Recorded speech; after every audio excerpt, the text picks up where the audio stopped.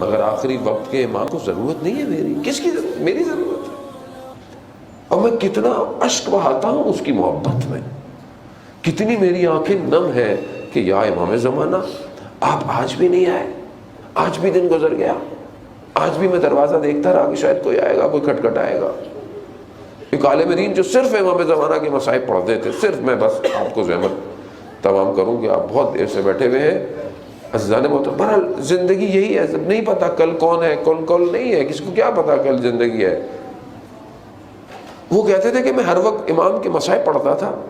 ایک دفعہ میں مجلس پڑھا تو وہ کہہ رہے تھے کہ وہاں پہ لوگ 40-45 سال کے بیٹھے ہوئے تھے. میں نے انہیں کہا کہ ہم نے اپنی زندگی میں, مخاطب جو بھی تھے ان کو آڈینس, ان کو کہا کہ اگر تم نے گھر میں مرغیاں پالی ہوئی ہوں اور تم اپنے صحن میں جاؤ اور وہاں پہ مرغیاں نہ ہوں, یعنی پیٹس آپ نے پالے, وہ پیٹ نہیں ہے, کوئی بھی نہیں ہے, کیا کرو گے؟ کہا گھر کے دروازے تک جائیں گے, دروازے پہ نہیں ہو, کہا باہر گلی میں جائیں گے, کہا اسٹریٹ میں بھی نہیں ہے, کہا کونے تک جائیں گے, کارنر تک جائیں گے, بازار تک جائیں گے, چوک تک جائیں گے. کہا مرغیوں کی قیمت کتنی ہے, ان کی ویلیو کتنی ہے؟ کہا کچھ نہیں. کہا اس کے لیے تم اتنی محنت کرو گے, 1100 سال سے ایک شخص تمہارے گھر نہیں آیا,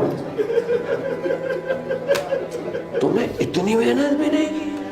یا صاحب الزمان, یعنی اسی سے پتہ چلتا ہے نا کہ یعنی میں کتنی شدت رکھتا ہوں. شدت ہے میرے اندر, نہیں ہے میرے اندر, شدت نہیں پائی جاتی امام کے لیے. عزیزان محترم, میں آپ کو کیا بولوں, میں خود میں کتنا اس کو یاد کرتا ہوں, کتنی میری زندگی اس کے لیے. دیکھیں, اصل وارث کربلا کا وہی ہے. اصل اس کائنات میں جو فلنگ دا بلینک ہے وہ امام زمانہ ہے, اس کو پر کرنا ہے ہم نے. جب تک میں اپنی زندگی میں ظہور نہیں کروں گا, امام ظہور نہیں کریں گے. خدا کے لیے یہاں سے جائیں, اگر کچھ یاد نہ ہو تو اپنے وقت امام کو یاد کریں. ہفتے میں ایک دن, 1 گھنٹے, 5 منٹ, 1 منٹ تو اپنے وقت کے امام کو دیں کم از کم. پتہ تو چلے کہ آپ ایک امام کے ماننے والے ہیں, ورنہ بالکل ویسے ہی ہوگا جیسے کربلا میں میرا امام اکیلا رہ گیا اور کوئی امام کا ساتھ دینے والا نہیں تھا. عزیزان محترم, یہی مصائب ہے, سب سے بڑا مصیبت یہی ہے کہ امام ہمارے درمیان میں نہیں ہے, اور میں زندگی گزار رہا ہوں اپنے امام کے بغیر. کیسی زندگی ہے مولا, آپ کب آئیں گے, یہ آنکھیں کب آپ کو دیکھیں گی. آپ نے مجھے کربلا بلایا, میں نے روزوں کو دیکھا, مجھے نجف بلایا, مجھے کاظمین بلایا, میں سامرا گیا, میں نے سرداب دیکھا, مگر آپ کو نہیں دیکھ رہا. مولا میں کب آپ کو دیکھوں گا. میں یہاں آتا اس لیے ہوں کہ آپ کی یاد تازہ ہو, شاید آپ آ جائیں, شاید آپ سوچیں, شاید آپ مجھے انتخاب کر لیں کہ ہاں یہی ہے میرا, یہی میرا سپاہی ہے, یہی میرا ماننے والا ہے. عزیزان محترم, امام حسین کو یہی تو غم تھا کہ کوئی نہیں غربت میں امام کی مدد کرنے والا. ارے میرا امام سجاد پورے راستے ہاتھوں میں رسیاں, گلے میں بیڑیاں, عجیب حالت تھی کہ ایک مقام پر میرا امام اس حالت میں آیا, کوئی شخص جاننے والا نظر آیا تو میرے مولا نے اس سے کہا کہ تیرے پاس رومال ہے؟ کہا میری گردن پر رکھ, یہ توق مجھے بہت اذیت کر رہا ہے.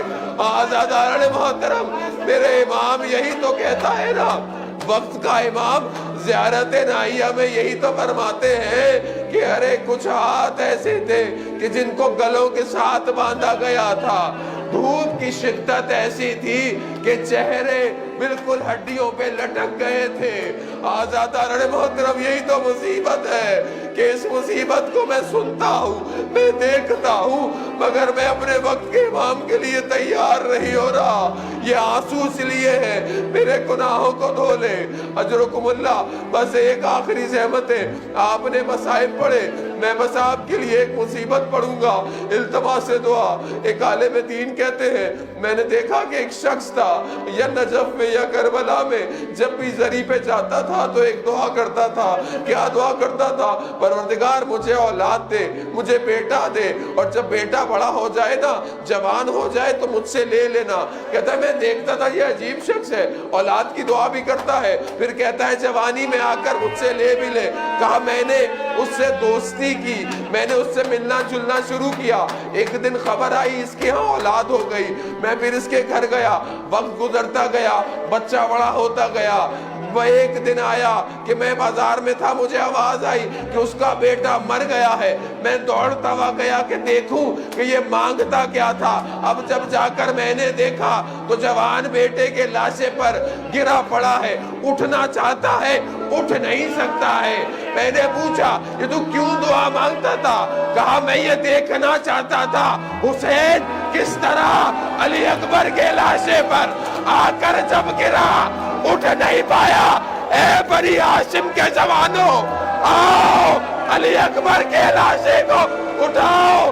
ارباب مقاتل لکھتے ہیں بس آپ نے گریہ کیا, گریہ قبول ہو گیا. اللہ اکبر, آئے علی اکبر, آئے علی اکبر. بس ایک بول سنیے گا, ارباب مقاتل لکھتے ہیں سبت جعفر نے بھی پڑھا کہ جب علی اکبر گرے ہیں تو اپنے آپ کو گھوڑے پر گرایا. گھوڑے نے ادھر کا رخ نہیں کیا, دشمن کا رخ کیا.